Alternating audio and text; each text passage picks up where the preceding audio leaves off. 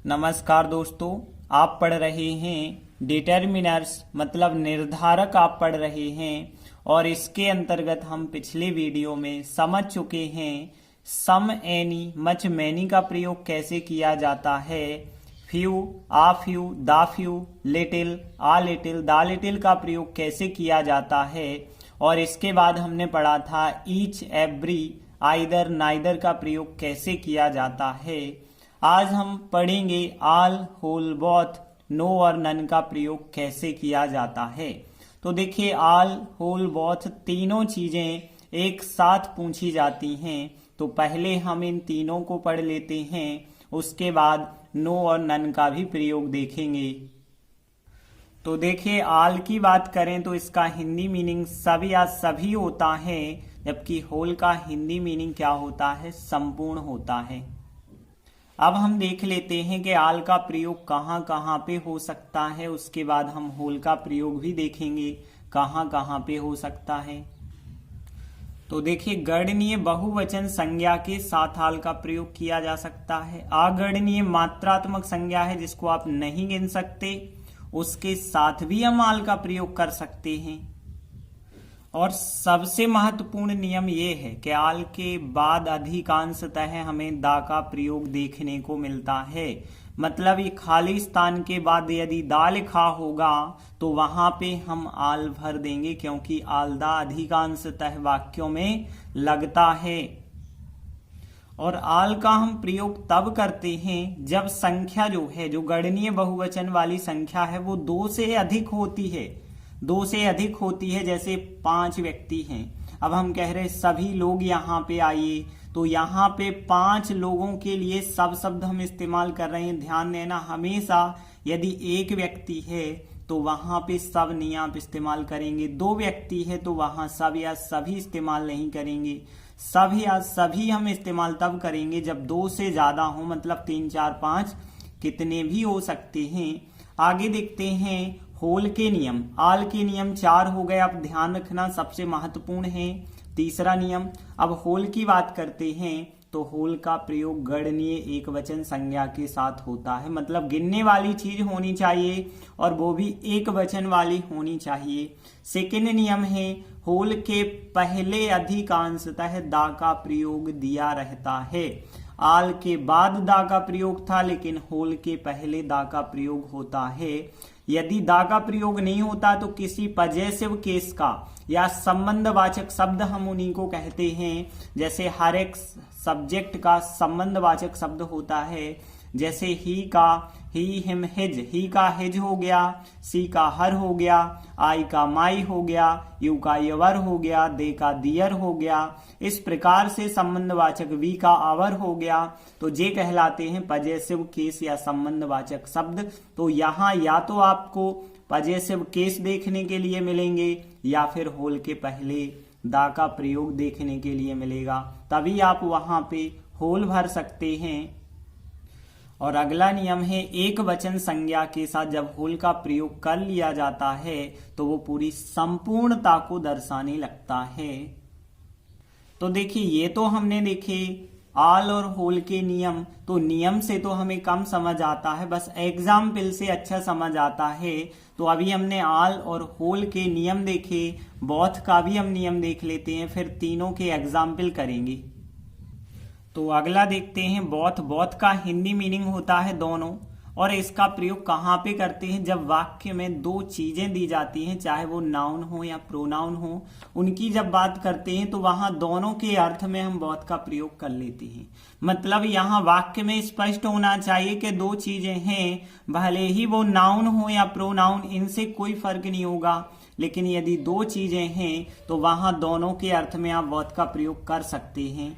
और बोथ के बाद भी दा का प्रयोग किया जा सकता है, ऐसा कुछ नहीं है। जैसे आल के बाद दा का प्रयोग होता है, बोथ के बाद भी हम दा का प्रयोग कर सकते हैं। तो जरूरी क्या होगा बोथ और ऑल में कि यहाँ पे 2 चीजें स्पष्ट होनी चाहिए, लेकिन आल में 2 से ज्यादा चीजें होती हैं, इतना अंतर होता है।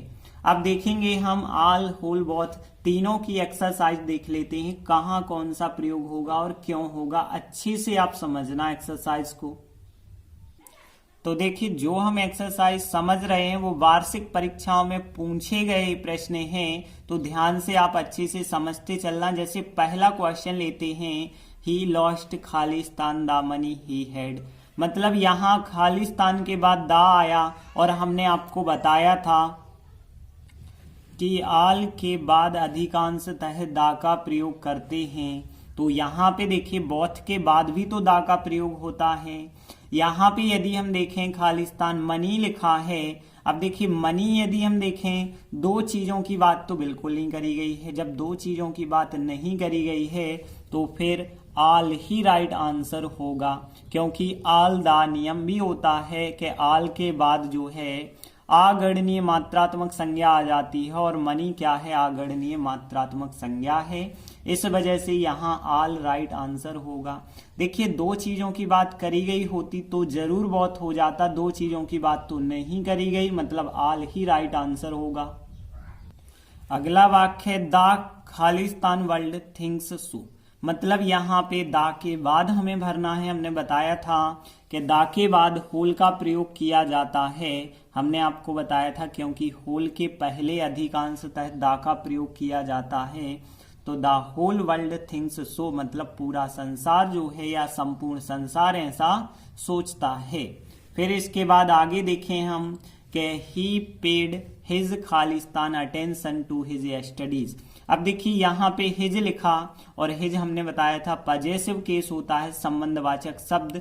संबंधवाचक शब्दों के साथ भी हम होल का प्रयोग कर देते हैं, तो यहाँ पे होल राइट आंसर हो जाएगा। अगला वाक्य देखते हैं, खालिस्तान राम एंड श्याम। यहाँ पे देखिए दो यहाँ पे व्यक्ति बताए गए हैं, राम और श्याम, दोनों क्या हैं, इंजीनियर्स हैं। हमने कहा था जब दो चीजों की बात करी जाती है तो वहां पे बोथ का प्रयोग होता है, तो यहाँ पे बोथ राइट आंसर हो जाएगा। अगला देखिए यदि, तो ही लर्नड संस्कृत एंड इंग्लिश, तो यहाँ पे संस्कृत और इंग्लिश दो सब्जेक्टों की बात हो रही है, तो यहाँ पे फिर बोथ राइट आंसर होगा, क्योंकि दो चीजों की बात हो रही है। देखिए यहाँ भी दो व्यक्ति थे, यहाँ दो सब्जेक्ट बता दिए गए हैं, तो यहाँ भी हम बोथ का ही प्रयोग करेंगे। अगला, Khalistan the husband and wife were elected to the assembly. यहाँ पे देखिए हस्बैंड और वाइफ दो लोगों की बात हो रही है, दोनों को असेंबली में सेलेक्ट किया गया है, मतलब यहाँ पे दो व्यक्ति हैं, तो यहाँ दो चीजों को बताने के लिए हम बोथ का प्रयोग कर देते हैं। देखिए आप बोथ के बाद दा का प्रयोग आपको देखने मिल गया कि नहीं मिल गया, तो ऐसा नहीं है कि आपको खालिस्तान के बाद दा दिखे और आप आल भर दो, तो चेक तो कर लेना कहीं दो चीजों की बात तो नहीं है। तो यहाँ हस्बैंड वाइफ दो चीजों की बात थी, इस वजह से हमने बोथ भरा। यदि यहाँ पे और कुछ होता और वो भी बहुवचन होता तो वहां पे हम फिर बोथ ना लगा के आल का प्रयोग करते। अगला देखिए, जैसे यहाँ पे आपको एग्जाम्पल मिल गया, खालिस्तान द मैंगोज आर रॉटन। रॉटन मतलब सड़े हुए, ठीक है ना, कि सारे आम सड़े हुए हैं। तो यहाँ पे आम जो हैं दो हैं या दो से ज्यादा, यहाँ तो आपको पता नहीं चलता है, तो मान के चलना है कि दो से ज्यादा ही होंगे। तो यदि दो से ज्यादा होंगे और खालिस्तान के बाद दा आ रहा है तो इसका मतलब है ऑल राइट आंसर हो जाएगा। अगला देखा जाए तो he can play table tennis with Khalistan hands. अब देखो हैंड्स भी यहाँ बहुवचन दिया गया है। यदि आप हैंड्स देखें तो हैंड्स तो किसी भी व्यक्ति के दो ही होते हैं, दो हाथ होते हैं, और दो हाथ होते हैं मतलब दो चीजें हो गई, और दो चीजें हो गई तो राइट आंसर क्या हो जाएगा, यहाँ पे बोथ हो जाएगा। मतलब वह टेबल टेनिस जो है दोनों हाथों से खेल सकता है, तो यहाँ पे बोथ राइट आंसर होगा क्योंकि हैंड्स दो ही होते हैं। अगला देखिए कि ही स्पेंट खालिस्तान दा मनी। अब देखिए खालिस्तान के बाद दा आया मतलब आल दा होगा या बोथ दा होगा, लेकिन दो चीजों की तो बात नहीं करी गई है, तो इसका मतलब हो जाएगा आल हो जाएगा इसका राइट आंसर। अगला यदि हम देखें तो हर खालिस्तान बॉडी वाज कवर्ड। यहाँ पे देखिए हर एक संबंधवाचक शब्द होता है, पजेसिव केस होता है, उसके बाद आपको पता है होल का प्रयोग हम करते हैं, तो यहाँ पे होल राइट आंसर होगा। अगला खालिस्तान है that glitters is not gold. मतलब आपने ये वाक्य सुना होगा, हर चमकती चीज सोना नहीं होती। तो यहाँ पे देखिए बात होती है आल की। आल मतलब सब चीजें या फिर सभी चीजें जो चमकती हैं वो सोना नहीं होती, तो यहाँ आल की ही बात होगी। होल की बात नहीं हम कर सकते हैं क्योंकि होल के बाद एक वचन संज्ञा होनी चाहिए और एक वचन संज्ञा तो यहाँ कहीं दिख नहीं रही है आपको। और बौद्ध की बात हो नहीं सकती है क्योंकि बौद्ध में दो चीजें होनी चाहिए। आल की बात यहाँ क्यों करी गई है? क्योंकि आल जो है प्रोनाउन की तरह भी कार्य कर लेता है, तो आल यहाँ प्रोनाउन की तरह इस्तेमाल किया गया है। भले ही आपको आल के बाद कोई संज्ञा देखने नहीं मिल रही है, लेकिन आल जो है प्रोनाउन की तरह यहाँ इस्तेमाल किया गया है, इसलिए राइट आंसर आल होगा। आल दैट जो है ग्लिटर्स इज नॉट गोल्ड, मतलब हर चमकती चीज सोना नहीं होती है। तो इस प्रकार से आल, होल और बोथ का हमने प्रयोग पढ़ा। आगे पढ़ते हैं नो और नन का प्रयोग। तो देखिए, नो का प्रयोग होता है हिंदी मीनिंग कुछ नहीं या कोई नहीं के अर्थ में, और नन का भी तो प्रयोग बिल्कुल वही होता है, कोई नहीं या कुछ नहीं के अर्थ में।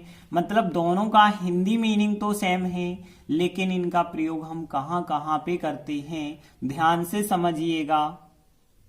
तो यहाँ पे हम बात कर रहे हैं नो की, तो नो का प्रयोग पहला क्या है? नॉट एनी के स्थान पे हम नो का प्रयोग करते हैं। मतलब जहां पे नॉट एनी उपयोग होने वाला होता है वहां पे हम नो का प्रयोग करते हैं। और अगला नियम, नो के बाद गणनीय एक वचन संज्ञा हो सकती है, नो के बाद गणनीय बहुवचन संज्ञा हो सकती है, नो के बाद अगणनीय मात्रात्मक संज्ञा हो सकती है। मतलब नो का प्रयोग हर प्रकार की संज्ञा के साथ हम कर सकते हैं, चाहे वो एक वचन हो, बहुवचन हो या मात्रात्मक संज्ञा हो। तीनों प्रकार की संज्ञाओं के साथ जो है हम नो का प्रयोग कर सकते हैं। आगे हम देखते हैं कि नन का प्रयोग हम कहाँ पे कर सकते हैं। तो नॉट वन के स्थान पर जो है हम नन का प्रयोग करते हैं। और आगे देखते हैं कि प्रोनाउन मतलब सर्वनाम की तरह इसका प्रयोग किया जाता है। सबसे महत्वपूर्ण चीज यही है कि सर्वनाम की तरह हम नन का प्रयोग करते हैं। और नन के बाद जो है कभी, नन के तुरंत बाद कभी हम संज्ञा नहीं लगाते हैं। मतलब यहाँ पे नो के बाद तो आपको या तो एक वचन संज्ञा देखने मिलेगी या बहुवचन या मात्रात्मक, लेकिन नन के तुरंत बाद आपको कोई भी संज्ञा देखने के लिए नहीं मिलेगी। लेकिन ऐसा जरूर हो सकता है कि नन ऑफ के बाद बहुवचन संज्ञा या प्रोनाउन आपको देखने जरूर मिल सकता है, लेकिन यहाँ नन के तुरंत बाद आपको देखने नहीं मिलेगा। बाकी सब जो है एग्जाम्पल में आप देखेंगे तो बहुत सरलता से आपको समझ आ जाएगा। तो यदि हम सीधी सी बात करें कि यहाँ नो के बाद हमें संज्ञा मिलती है, मतलब यदि संज्ञा आ रही है तो नो भर दीजिए और संज्ञा नहीं आ रही है तो नन भर दीजिए, सीधी सी बात है। तो देखिए, पहला खालिस्तान है एक्सरसाइज का, सी हैज खालिस्तान फ्रेंड्स। अब देखिए, फ्रेंड्स एक संज्ञा है और संज्ञा आती है तो हमने बताया है नो राइट आंसर होगा, और संज्ञा नहीं आती है तो नन राइट आंसर होता। तो यहाँ पे नो राइट आंसर होगा कि उसका कोई फ्रेंड नहीं है, उसके कोई मित्र नहीं है। आगे देखिए, he could find Khalistan of his books. अब देखिए, यहाँ पे हमने आपको बताया था नन ऑफ बहुवचन संज्ञा या प्रोनाउन हो जाता है, और तो यहाँ पे नन का प्रयोग ही हम करेंगे क्योंकि नन के तुरंत बाद संज्ञा नहीं आती है। नन के तुरंत बाद ऑफ एक प्रीपोजिशन आ गई, चल जाएगा प्रीपोजिशन से, लेकिन संज्ञा बस नहीं होनी चाहिए। तो यहाँ नन राइट आंसर हुआ। इसका मतलब है कि वह जो है उसकी किताबों में से कोई भी किताब नहीं ढूंढ सका।